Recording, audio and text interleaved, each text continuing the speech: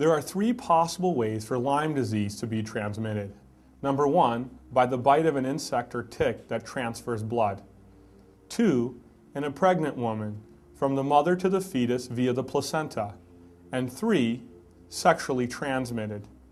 Lyme also contains co-infections such as Babesia, Ehrlichia, Bartonella, and secondary infections such as Mycoplasma, Candida, and viruses as HHV6, cytomegalovirus, and Epstein-Barr. Lyme is characterized by a spirochete infection. The spirochete releases bacterial lipoproteins, that is a neurotoxin. The BLP neurotoxins are associated with symptoms like memory problems, burning and neurological pain, and numbness. The spirochete moves in a corkscrew-like motion as it burrows its way through the tissue and organs of the body. The spirochete contains antigens, and the antigens are like fingerprints, which identify this infection to the body's immune system. The dendritic cell is a key part of the immune system. One of the major functions of the dendritic cell is to process the antigen and present it to other parts of the immune system. This is why the dendritic cell is called the antigen-presenting cell. Once the spirochete enters the human body, it comes into contact with the dendritic cell of the immune system. The spirochete rubs or displaces the antigens onto the dendritic cell. Then, the dendritic cell begins to process the antigen of Lyme disease for the other parts of the immune system to recognize it. The helper T cells come along and pick up the processed antigen off of the dendritic cell. Then, the helper T cells proceed to pass the antigens along to another portion of the immune system called the killer T cells. The job of the killer T cell is to hunt down the spirochete infection and eliminate it by using the antigens to identify the Lyme disease. As the spirochete burrows into the body, it continues to spread its antigen onto the surface of healthy tissue and organs. The killer T cells follow as they seek out the antigen of the spirochete. In this process, the killer T cells begin to destroy healthy tissues and organs because they cannot differentiate between the antigen of the spirochete or the antigen of healthy tissue. As the killer T cells come into contact with the antigen located on the healthy tissue, we begin to see inflammation and destruction of the healthy tissue. This is clearly seen in autoimmune disease process, where the immune system cannot distinguish between self and non-self.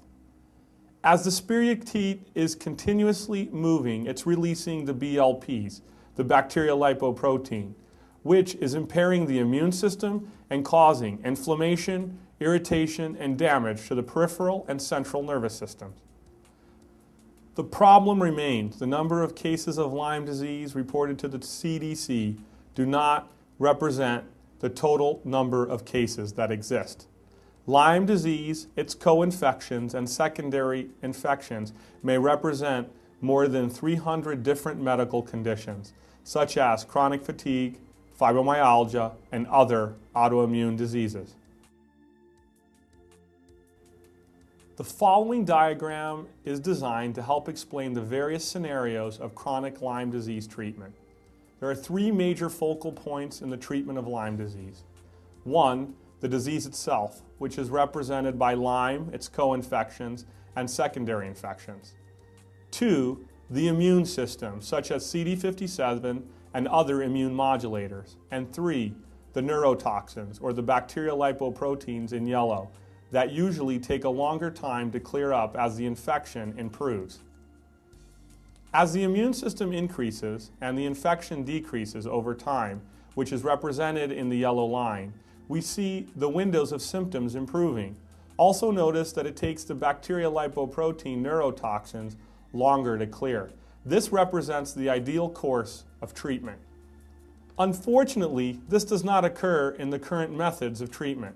Now, let's review three common treatment scenarios. Number one, the patient is diagnosed with Lyme disease and then given 4 to 6 weeks of IV antibiotics. You'll notice it does nothing for the immune system except impair immune function.